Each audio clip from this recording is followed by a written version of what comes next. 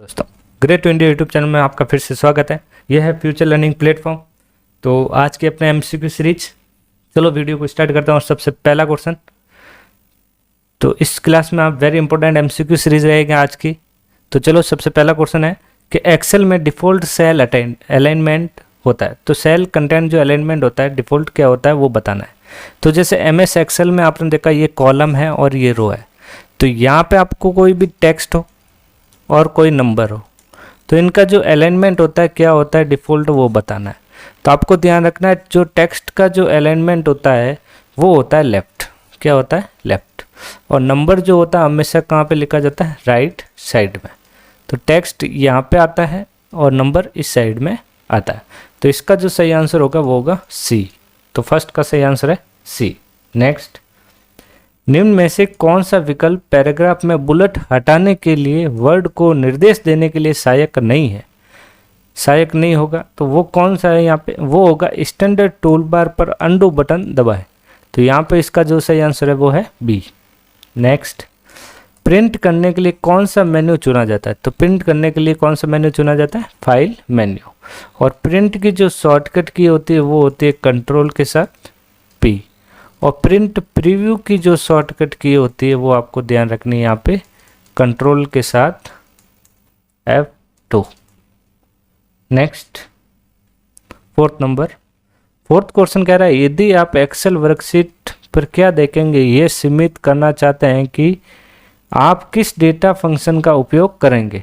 तो आप किस डेटा फंक्शन का जो उपयोग करेंगे वो होता है यहाँ पे फिल्टर की जो शॉर्टकट की होती है वो होती है control plus shift plus L.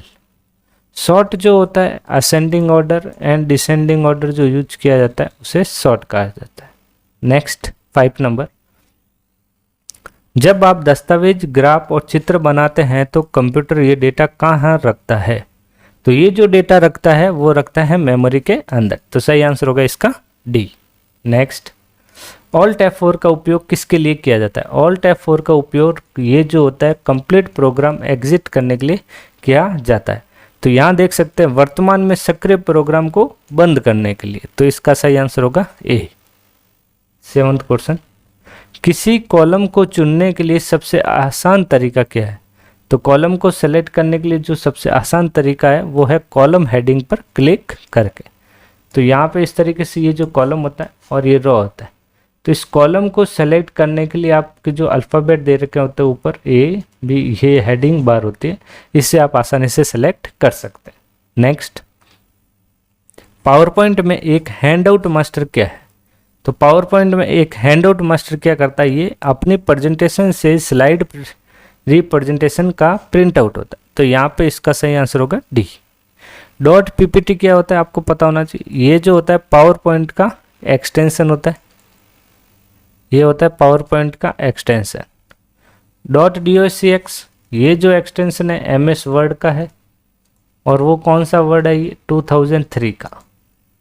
Next, एक नोट या एक एनोटेशन क्या है जो एक लेखक या समीक्षक एक डॉक्यूमेंट से जोड़ता है? तो ये कैसे जोड़ा जाता है? ये जोड़ा जाता है कमेंट्स के थ्रू। सही आंसर होगा इसका ए। 10 नंबर, स्प्रेडशीट का उपयोग करने का क्या लाभ है? स्प्रेडशीट है जो एक्सेल को कहा जाता है। तो इसका उपयोग का जो प्रॉफिट होता है वो क्या होता है वो बताना है। तो वो होता है यहाँ पे गणना स्वतः रूप में की जा सकती है, बिल्कुल राइट। डेटा बदलने पर स्वचालित रूप से गणना को अपडेट करता है और अधिक लचीलापन। तो इसका सही आंसर होगा डी। नेक्स्ट, 11, ऑपरेटिंग सिस्टम क्या है? ऑपरेटिंग सिस्टम जो होता है क्या होता है? ये उपयोगकर्ता और कंप्यूटर के बीच एक इंटरफेस है। तो ऑपरेटिंग सिस्टम जो होता है GUI ऑपरेटिंग सिस्टम होता है, एक होता है CUI operating system, character user operating, जिसके अंदर Unix and DOS operating system आता है। तो इसका जो सही आंसर होगा वो होगा उपरोक्त सभी। नेक्स्ट, कंप्यूटर के भाग ठीक से काम कर रहे हैं और उससे जुड़े हुए हैं और कौन सी प्रक्रिया सुनिश्चित करती है? तो ये प्रक्रिया जो होती है वो होती है बूटिंग।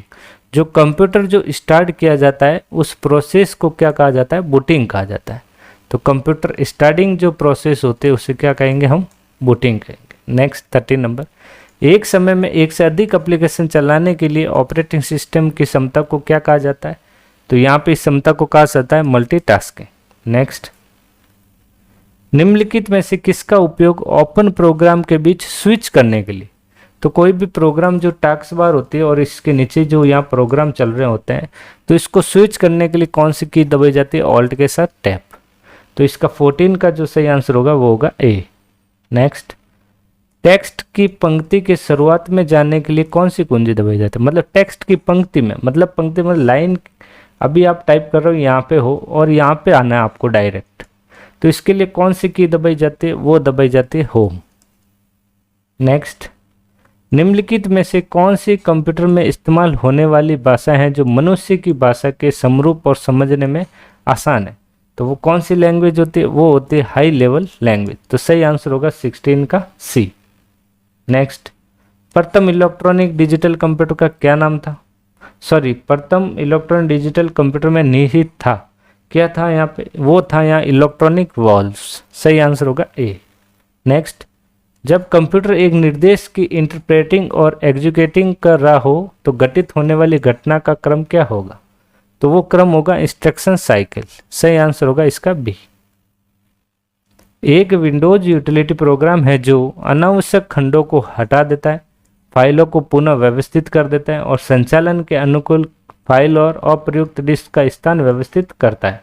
तो ये जो होता है वो क्या होता है? Disk defragmenter. सही आंसर होगा इसका सी।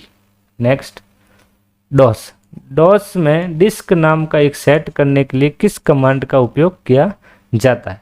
तो ये जो उपयोग किया जाता है वो होता है यहाँ पे लेबल। सही आंसर होगा सी। तो आज के इस वीडियो में इतना ही, तो धन्यवाद।